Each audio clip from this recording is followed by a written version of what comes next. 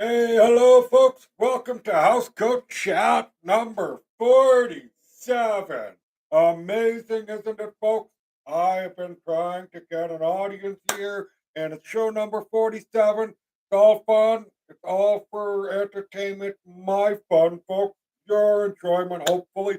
And yes, today I am back. It is Victoria Day long weekend, on and off. Rain this Monday. I was able to get some weed whacking done and currently doing some laundry to do my chores around the house. Because, well, life never stops, right? It doesn't stop, so you have to keep going and going.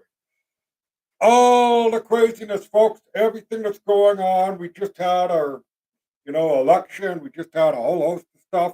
And now we're hearing from the man who says we are in a crisis, that they're going to take the rest of the summer off. We don't need a budget. We don't need this because he is an economist and he is answering your question. I mean, my God, how can we as society enjoy this, especially in Canada? No functioning parliament basically since December, late November last year. Remember, we are giving away money and using our tax dollars for whatever purpose the government or the bureaucrats in office deem fit without any scrutiny, oversight, and a host of other things. And here we are, continuing to allow it, electing a man, folks, that said we are in a crisis, that our neighbor to the south or no more. Trump is an evil and bad man, and yet quietly, during the election, he canceled the tariffs against the United States and made sure that this order in council order and newsworthy story doesn't get released until after the election. But yet, my dad says, give him the man a chance. I don't want to give Mark Carney a chance. I am reading his book. I have not finished it, and I really won't touch much more on the book today, other than to say that you, as an individual, should read it. That is correct. I think everybody should read it because wherever he talks, it sounds like it's coming from his book. Now, remember, he is a part of the WEF. He was the advisor to Justin Trudeau for many years, and he wrote the book Values, which pretty much is summing up what his GFANC is, GVANs, if I said that correctly, the Global Alliance of the Net Zero Group. Yes, financial alliance, that's what the F is for. And that organization is in a Senate hearing on possible bullying, lying, scoundrelous, nefarious, and shenanigans. It is under investigation, folks. I don't have all the details, but I am keeping my mind, at least the brain cell, and to make sure that I know what's going on with that. Because if you haven't seen it, folks, especially if you are the mainstream media loving people, the CTV Global, CBS, or CBC, I should say, sorry, and even the American networks that are mainstream, you are not getting the complete picture of who this man Mark Carney is. I have seen it time and time again. Reminder of people that were out there that heard him say, look within, Rosie. Well, I'm asking you Canadians to look within and realize you may have made a mistake if you voted for the Liberal Party of Canada, especially in the riding of Nipion, which, is what it is. I know I don't really want to talk a lot about his book, and I don't really want to kind of continue on with Mark Carney, but we are going to touch on it some more because of the election, and yet we are going up for another recount vote this week. This is like the BC elections all over again. Confusion around the time of the election, all the votes, oh no, we can't do this, the phone in ballot, the mail in ballot, the unscrupulous activities that have happened in a court case, folks, that has almost gone silent, a publication ban on the issue of people voting that said I wasn't aware I was voting. I was told to sign something. They were in a facility for people that have issues mentally, basically, folks, and a few other types of people. It is not your typical home. And yet, majority of these people apparently voted in favor of the candidate that won in that riding again.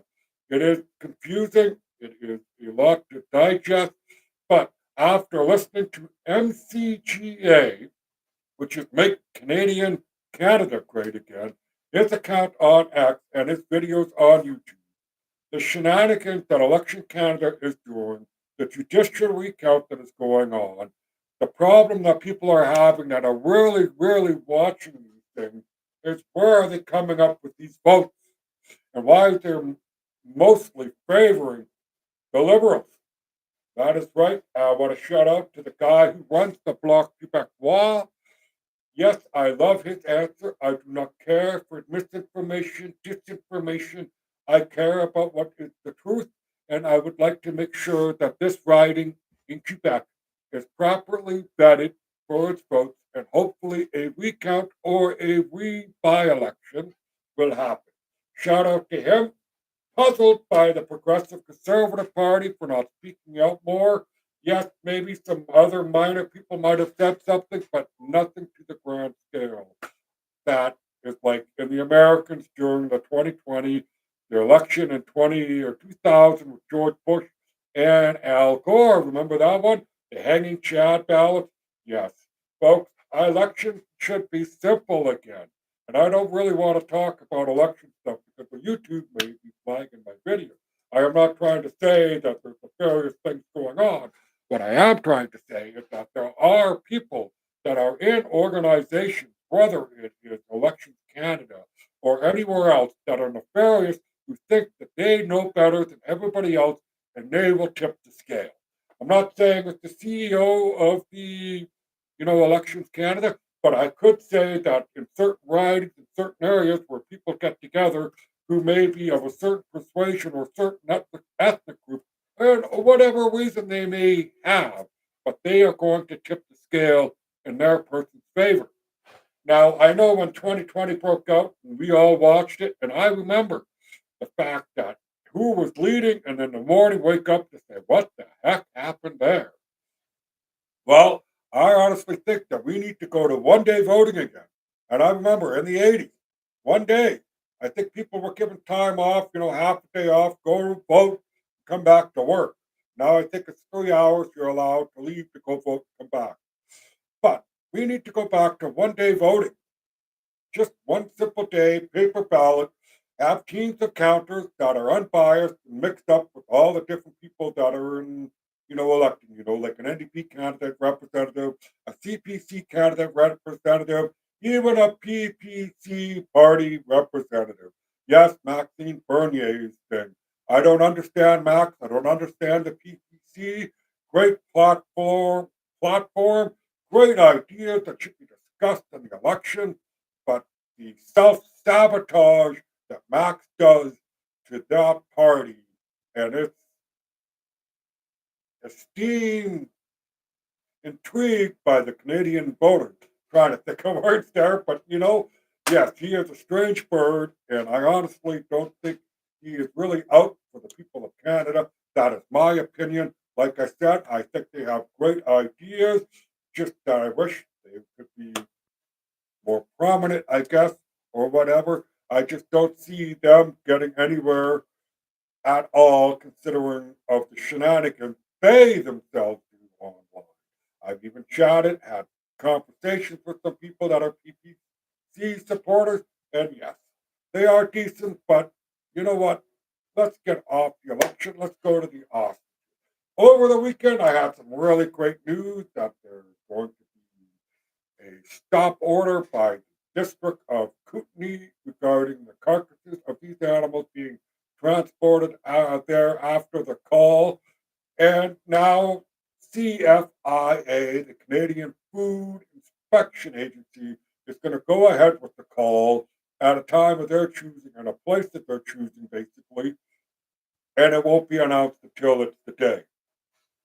What I have to honestly say about all the ostriches out there, and a shout out to everybody at Ostrich Fest, a shout out to everybody that is a social media influencer, whether it's Sunshine Baby, Right Blend, who knows, everybody that's involved, even the guys that are involved with this, whether it's Ferryman, Jeremy McKenzie, Derek Grant, everybody's kind of speaking up about this issue. And I will say this. after reading all this and noticing that there's the University of Japan and states and the universities are helping out with the research of these birds that are in Edgewater, British Columbia. I hope I said that right. And they are being studied for their immune system, the egg yolk. And, if you follow the likes of Kyle Kemper, he is the half brother of Justin Trudeau, and he is insinuating, and that's why I like to say people read that it's the people that are high up in our health agencies in Canada and with the likes of Moderna that are trying to sabotage this research because it will get in the way of Moderna and their mRNA vaccine program that they have. Now, honestly, after everything that's been done about all this, hostages, and knowing the bird flu virus, everything else, now the fear mongering because the call was kind of postponed. Global news comes out and says, oh, your pets are next. I mean, my God, the fear level that they're trying to drive home on us, average, everyday Canadian citizens, is just mind numbingly numb. Numb, numb, numb. Because I'll tell you what, if CFIA or anybody from Health Canada were to come to my house and say my pets are to be euthanized, well, I will happily go to jail. And I say that with confidence because I have no children below me. I have a wife. I've already told her, but I am assuring, I'm going to say this. I think we both will go to jail if they were to come for our pets. We may be in different facilities, but you know what? At least at the end of the day, we fought for what we believe in, and that is our pets' right to live with us. I am so sick of the fear mongering that comes out of whether it's the United Nations, WHO, whether it's organizations like the WEF coming up with their gobbledygook, because when I read the gobbledygook from these people, they miss information in there.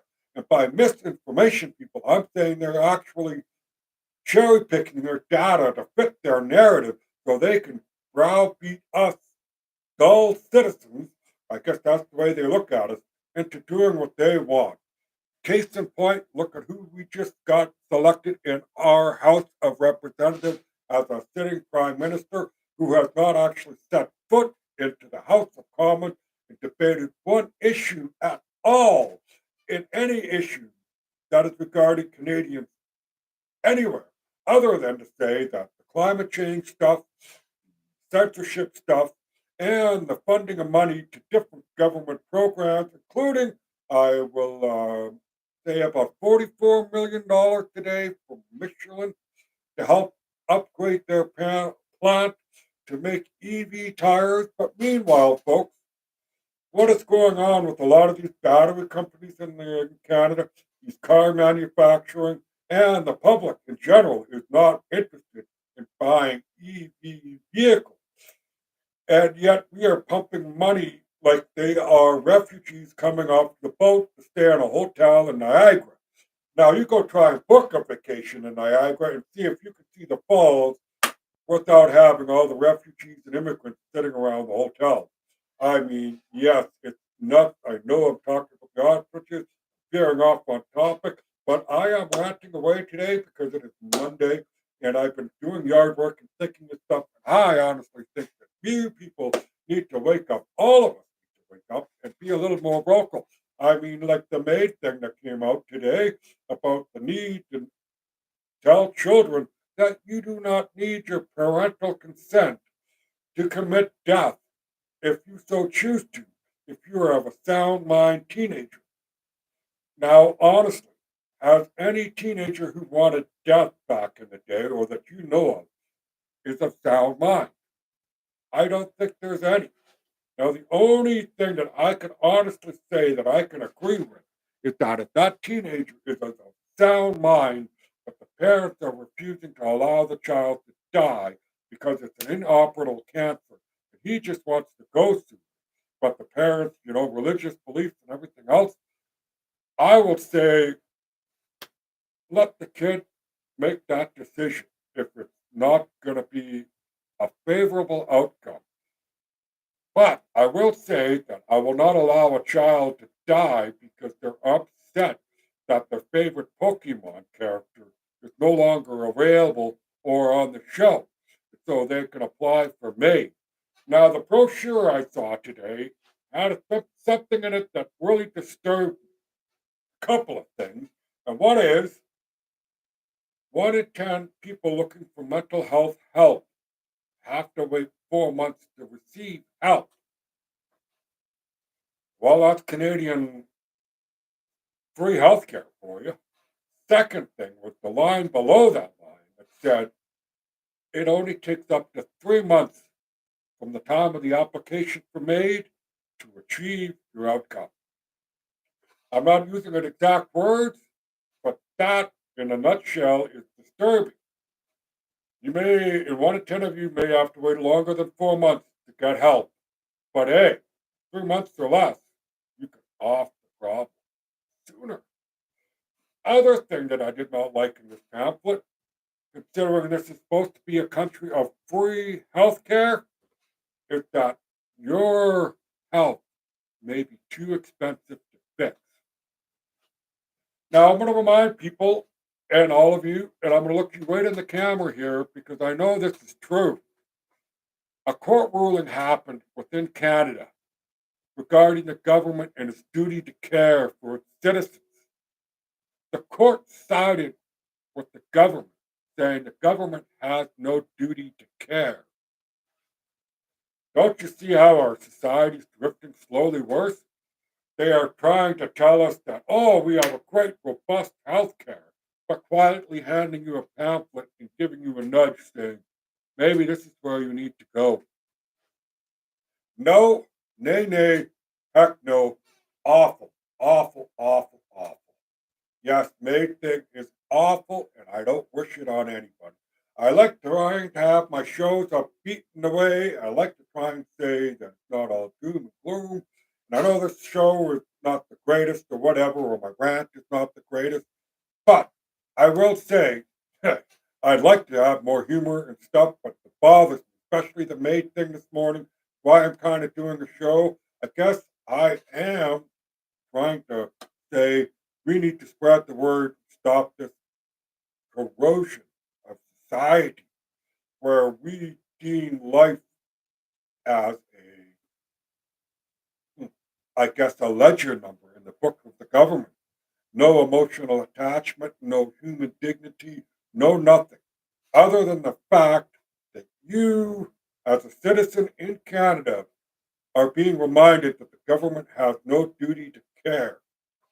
We are sending money left, right, and center to all these people around the world, but what's being done in Canada and the helpfulness in Canada for the citizens of Canada is shockingly a shame. I mean, David Eby today, I guess, or earlier today or yesterday, showed off a new community of homes that are on Vancouver Island. Get this, average square foot of these homes is 460 square feet. Some of you have sheds in your backyard that are bigger than this. RVs that you travel on your vacations with. And the government is deeming this a success. Only success that this government is doing is helping the corporations, consultants, and others get rich off of our tax-paying dollars. When the simple solution really is, the simple solution to help out with the housing crisis it's not the government stepping in to build more homes. It's maybe to stop letting a lot of people in because I've been hearing time and time again of many people saying they wish they never came and they wish they could go back. It's shocking, and the consulting and the criminality of these people allowing these people to come. And speaking of this stuff, MCGA, Make Canadian Great Again. I love the young fellow. He's did a show yesterday for about he did a 20-minute show on a canoe app, CANOO, canoe. It is for the new people that are coming to this country. The ones that aren't quite, citizens here, student visas, they get discounts for Via Rail. They get discounts for Air Canada and WestJet. They get a lump sum of money. They can go to the parks for free. All of this on our taxpayers' dime. If we can help, all these people that are new coming into this country illegally, however it is. We can afford to house them, close them, and give them allowances that are better than our senior citizens get from the Canadian pension plan and their old age security. Then we can help fix the homeless problem before these immigrants even came here. If we have the resources now for these people to come here and live, we have the resources now, and then to fix the homeless issue. Instead, we got the likes of David Eby, who's giving a friend of his a $350,000 6 months contract, $25,000 expense to help fix the downtown east side. I jokingly replied to David Eby's post that I will do it for free. All I need is a notepad, and in 1 week, I will give you everything you need to know to help out and fix this problem. I will do it for free. I am no expert, but I will listen to the people that live there, and then I will pass that information off to the government. But again, I will listen to the people on the street. This consultant's not going to do that. He's going to pocket this money and leave. They become poverty pimps. It's a disgusting word. 21 minutes of counting, folks. I am saying, and yes, I know, talked a lot about stuff. I know I'm doing this for fun and enjoyment because I enjoy to talk. I have Bell's bothers you. I don't speak that well. I apologize, but I am trying to start a show, and hopefully I will get some, fans. No matter, but positive vibes, folks. Go out there and make a difference. Whether it's 1 minute on the phone to try and talk to your MLA, MP, writing a letter, signing a petition, being vocal, just go out there and do something. Also, one last thing, I don't think I'm out to, sorry. The scone is lit, folks. Remember that scone back there is for the people who have lost a loved one, just like myself. And I light it as a reminder that these people have helped me along the way. And you can use it for whatever you want to use it for. And last but not least, please go to an SPCA at least once in your life. You don't have to adopt, but at least go. Thank you very much. Good day.